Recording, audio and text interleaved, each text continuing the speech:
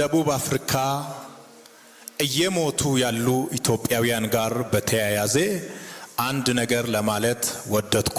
ስለሚሞቱ ኢትዮጵያውያንና ስለ ሌሎች አፍሪካ ወንድሞቻችን ከመናገር በፊት ታሪክ ያነበባችሁ ሰዎች አንዳንድ ነገሮችን ማግኘት ትችላላችሁ።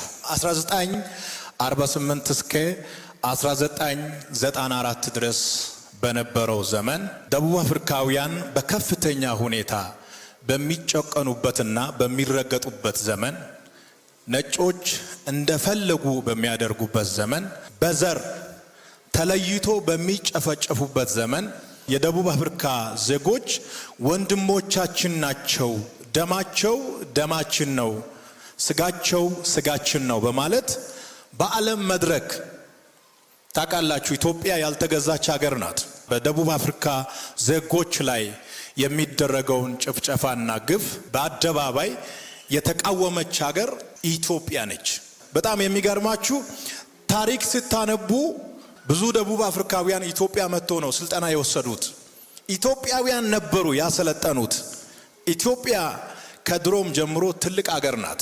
ሰዎች ራሳቸውን ለመለወጥ ቤተሰቦቻቸውን ለማገዝ በወጡበት በግፍ እየሞቱ ነው። የቤተ ክርስቲያን ትልቁ ድርሻ ለዓለም መጸለይ ነው፣ እናውቃለን። ጸሎት እንዳለ ሆኖ ግን ሁሉም ሰው ተባብሮ ድምፅ ማሰማት አለበት።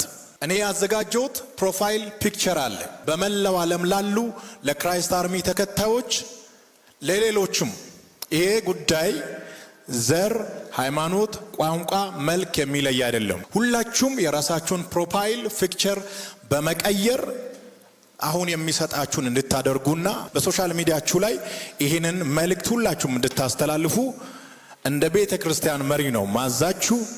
ወደ ሀገራቸው እብን መመለስ ካለባቸው በክብር መመለስ አለባቸው እንጂ ሬሳቸው መምጣት የለበትም።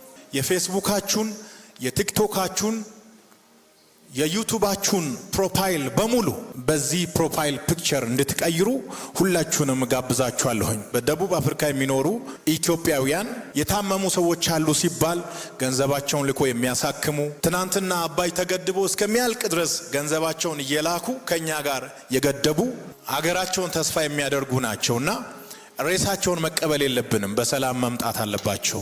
ሁለት ነገር ነው መልእክቱ የሚያስተላልፈው።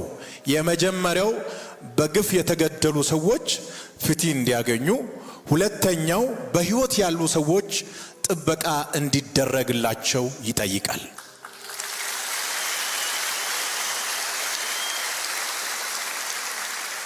የፕሮፋይል ፒክቸር መልእክቱ ይሄ ነው። Justice and protection for Ethiopians and other Africans in South Africa. ፍትህና ጥበቃ በደቡብ አፍሪካ ለሚገኙ ኢትዮጵያውያንና ሌሎች አፍሪካውያን።